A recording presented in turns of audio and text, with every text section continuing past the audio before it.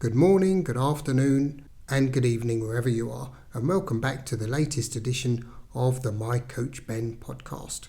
Thanks for stopping by, and before you say yes, it's been a while. I looked back through the channel and I saw that it's been about a year, and actually thought it was longer than that. So yes, a year away, I apologise for that, but the reason for my absence has been focusing on some other personal projects, also to do with YouTube and podcasting, this kind of thing, but also focusing on coaching and mentoring in my day job. So I'm fortunate enough to work for a company that tries to instill a coaching and mentoring culture, and with luck I am a part of that over the last year or so, particularly the mentoring, which I've really enjoyed, and that's been just helping some of the newer or younger colleagues maybe improve their networking within the business, or if they want to change into a new role as well. So it's been a very, very eventful year for various other reasons as well. So with that cleared up, what are we going to do with the channel going forward? Essentially, it's going to stay pretty much the same as it was, with small podcasts around 10 minutes, let's say. I understand the attention span of the average human is around 9 seconds, so I think it's going to be somewhat longer than that, hopefully, and then we can make some progress together. So what I'm going to do is, I have an idea, without probably showing my age. Years ago there used to be such a book called an A to Z, and the A to Z was a precursor of what we now know as, let's say, Google Maps, or something like that, Waze, whatever it is you want to use. And if you were lost, you would get your A to Z book and you would have a look and you say, I need to be in there in that street and I'll take this left and right, etc. But with the advent of these digital variants, then of course the A to Z is no more. However, there is still a requirement for such a thing. And what I'm going to do is to take a more holistic view, let's say, of coaching, if you like. And what I mean by that is that over the years that I've been coaching, mentoring, etc., I found that most of the things that are relevant on a personal level are also relevant on a career, professional, corporate, and maybe even national, well, not maybe, but definitely on a national and international level as well. And so to elaborate on that, if we take an example of maybe conflict, let's say this is something that we looked at in one of the previous podcasts, and conflict could be, for example, I'm a keen motorcyclist and I went into a motorbike shop a few months back, and I saw a very nice helmet, and of course one voice said, oh, that's nice, Ben, I think you need to get your credit card out, because it was quite expensive.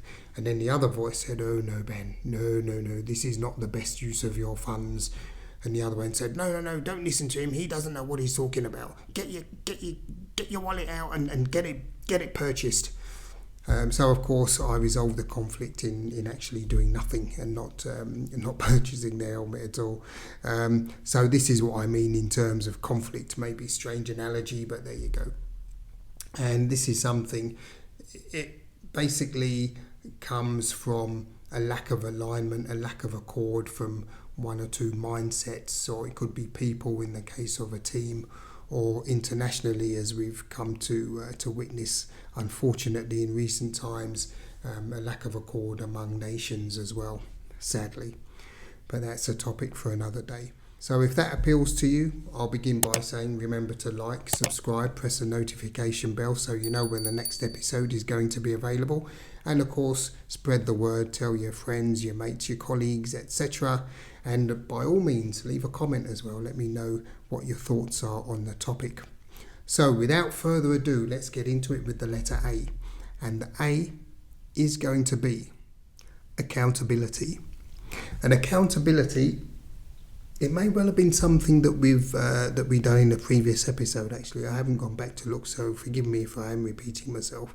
For those that haven't seen it, it'll save you looking through the back catalogue. So, accountability.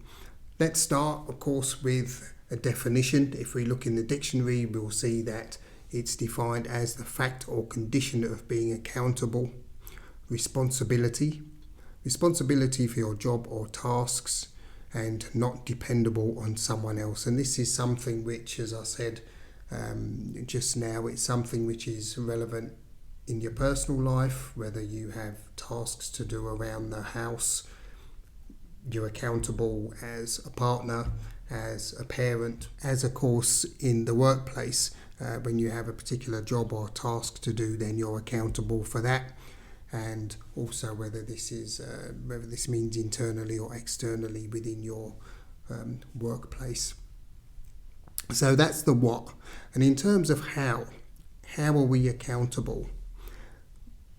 The first thing is, on the work side, if we look at accountability, if we look at what we do in terms of daily tasks, we usually have a stakeholder, which means that there is someone who relies on what we do.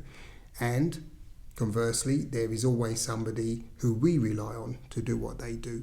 And accountability is essentially just making sure that if something does go wrong, which can happen, let's face it, then you're going to put your hands up and essentially take responsibility therefore, and take some efforts to rectify that. So, in a service relationship, it's about making sure that the service is good enough. And if it's not good enough, then owning up to that and seeing how it can be improved, how it can be faster, smarter, better, whatever it needs to be. And this comes from someone, somewhere, somehow, at some point, taking accountability and saying, look, this needs to be improved. This is essentially trying to establish an environment where it's okay to make mistakes. Mistakes will happen, and when they do happen, or if and when they do happen, then one is accountable and takes responsibility therefore, in order to make sure, of course, that the things don't happen again.